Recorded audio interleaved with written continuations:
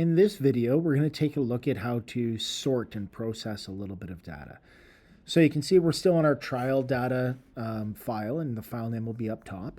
We're going to go to the age data tab though. So we were on data entry earlier. We'll go to the age data tab, and we'll just take a look at this list that's here. Now, we have a list of first names and a list of ages, but we don't have a header at the top of our list.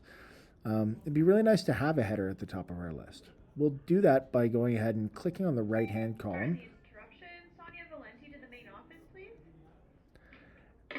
And we'll go to Insert, and we'll insert a row above. So we went and clicked, and we went down to Insert, and we've inserted a row above. I'm just going to undo that because I only want one row. So in this portion, I'll call this Name. In this portion, I'll call this Age. Now, I'd really like both of these tabs to be bolded. So I'm going to select both of them. And I'm going to go to my layout of my tab here. I'm going to choose to have them bolded. I may choose to center them so that way they're centered. I might want to give them some shading. So if I select both of them, I can do some shading for them. So that way they look like headers. So I can see this is the person's name and these are their ages. Now, you'll notice I have a variety of ages and they're in no particular order whatsoever. I also have a variety of names and they're also in no particular order. What if I wanted to sort these? Well, I could sort them by selecting both columns. So I'm going to click on A to highlight the entire column A. And it highlights past the original column too. That's going to be a problem later on. But it'll highlight absolutely every piece of data. Then I'm going to hold Shift and I'm going to click on B. So that way it's got all of them. Or I could just click across from A to B. So clicking once on A and dragging across to B. Or I could also click from the top cell and drag and just do a selection of things. But I want to do both A and B, so I'm going to select both. Next, I'm going to go to Sort. And so that's going to be under Data and Sort. And I'm going to choose Sort from here. It's going to bring up a wizard for me. And it says my list has headers. That's important because I've added headers to my list. So a header is just the top row. So I'm going to sort by, and you'll notice now the names of my headers have popped up. If I hadn't done that step, it wouldn't have given me these options, name and age.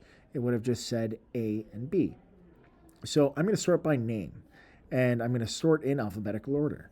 So this will put James somewhere down the list, and it'll probably bring Alexis from the bottom of the list all the way up. Let's see what happens. We'll click OK, and you can see Alexis is there. There were a few before her, and if we wanted to go down, we could see James is way down here as well too. Now, it's important that you note that when I had both of them highlighted, James had an age of 57. And so it brought that portion with that portion. Very common error that I see is people sort alphabetically. So they'll click sort. They'll go, oh, I'll just sort alphabetically here. And it says data outside your current selection won't be sorted. What this means is it will sort the names alphabetically, but it won't bring the ages along with them. So if you were to click continue with current selection and it wasn't already in alphabetical order, it would mess up all the names and ages and you'd have to start over from entering your data from scratch. So that's just something I'd warn you with when it comes to sorting. So I'm going to click cancel. I'll get rid of that. Now, what if I sorted by age instead of by name? So to do that, I'm going to go back up to sort and I'm now going to switch sort by age. And I can choose either smallest to largest or largest to smallest. I'm going to choose to go from largest to smallest. Let's see who the oldest person on the list is. I'll click OK. It turns out James is the oldest.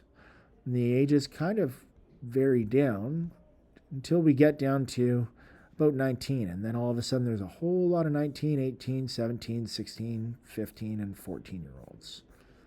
So that's how we can sort data using our sort tool and how we can select columns. Selecting columns is going to be really important when we get to graphing later.